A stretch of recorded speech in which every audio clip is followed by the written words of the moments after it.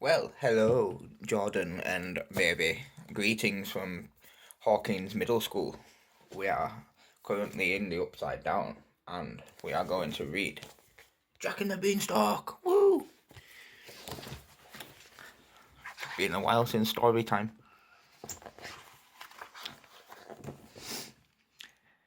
Jack and his mother were very poor. One day, Jack's mother said to him, "You must take the cow to the market and sell her." They needed the money to buy food. Jack hadn't gone for long when he met an old man who offered to swap 5 beans for the cow. "Why would I do that?" Jack asked. There's the man trying to con him out of his cow. "These beans are magic. Plant them at night, and by morning they will have grown right up to the sky." So Jack took the beans and he went home. Jack's mother was furious. "You've been tricked," she cried as she threw the beans out of the window. She sent Jack to bed without any supper. Angry mummy! That's what happens when you don't behave for mummy. In the morning, Jack looked outside in amazement. A huge beanstalk had grown. It went up and up and up and up. It really was magic. Jack quickly got dressed. "I'm going on an adventure," he told his mother. And there is the massive beanstalk while he's running away. He began to climb the beanstalk. When at last he reached the top, he saw a magnificent house sitting on a cloud. Jack knocked on the door, and a giantess opened it. "I suppose you're hungry after all that climbing," she said. "Come in and have some breakfast." "Look how big she is. Ah!" Jack had only eaten a little before the whole house started to shake. My husband is home," said the giantess. "You must hide." Hastily Jack hid. He peeked out to see a huge giant stomp into the kitchen. "Fee-fi-fo-fum, I smell the blood of an Englishman." Little Jack hiding away. He must not be from Leeds. The giant searched but couldn't find Jack, and so he ate a huge breakfast and then started to count his gold. And he soon fell asleep. Jack snatched a bag of gold and he dashed out of the house and down the beanstalk. And his mother was so pleased to see him, and now they had money for food. There's the giant and his gold, and Jack running back home.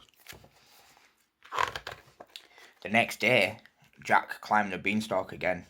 The giantess let him in, and her husband was soon home again, and Jack hid again. "Fee-fi-fo-fum, I smell the blood of an Englishman."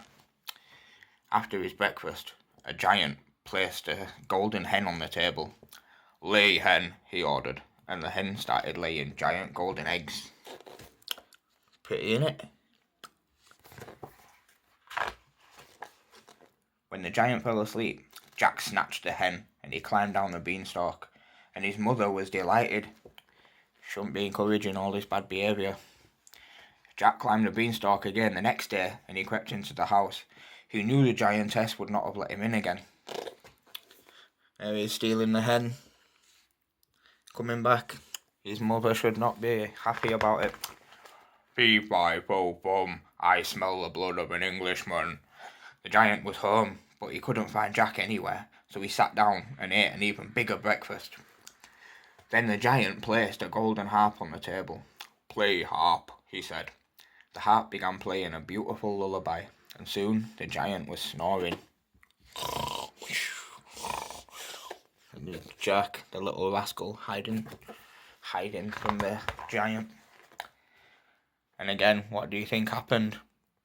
Jack snatched the harp and he raced down out of the house and back down the beanstalk.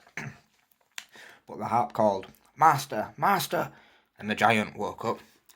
The giant chased Jack down the beanstalk. "Fee-fi-fo-fum, I smell the blood of an Englishman," and he can see him this time. And there's Jack running away with the harp that's grassing on him. He deserves it though, doesn't he? As Jack reached the bottom, he ran to fetch an axe. He chopped and chopped until, crash, the beanstalk tumbled to the ground. The giant was flung far away, and Jack never saw him again. And there's a Jack chopping down the tree. Giant flying away. Jack and his mother lived happily ever after and were never poor again. The end. See, that is not how I would have ended this book, because Jack shouldn't be stealing, and Jack's mother should not be happy about him stealing, because it's a bad thing to do. So, really, Jack should have been eaten by the giant.